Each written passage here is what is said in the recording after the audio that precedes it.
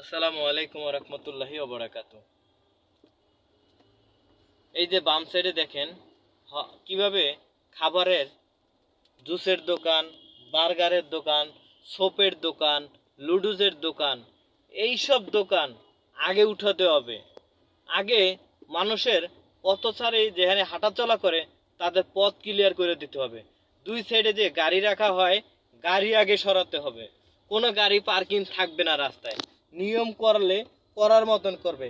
2 দিন করার পরে 3 দিনের দিন আবার সাবেক হয়ে যাবে। এই নিয়ম বন্ধ করতে হবে। পরিবেশ চাইলে পরিবেশের মতন করতে হবে। নগরবাসী চাই কি সুন্দর একটা পরিবেশ, আর সেই পরিবেশ করতে হইলে রাস্তার ফুটপাত দিয়ে যে দখল, এই যে বাম সাইডে এই যে দোকানগুলো দেখেন, এই রাস্তায় যায় না মানুষ চলাচল করবে, এইগুলা বন্ধ করেন। ফুটওভার ব্রিজ বানাইছে, ফুটওভার ব্রিজে মানুষ চলাচলের উপযুক্ত শাস্তিতে আওতায় আনতে হবে।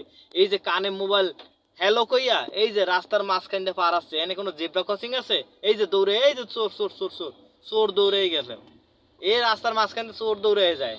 এই চোর চোর আগে চোর ঠিক করতে হবে। আগে চোর ঠিক করতে হবে। চোর ঠিক না করলে কোনো কিছু সম্ভব না।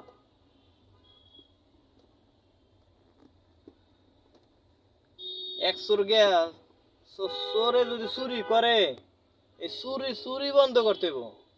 চুরি কোনানে ওই যে যারা ই করে, ওই যে ঘুষ খায়, এই ঘুষ বন্ধ করতে হবে আগে।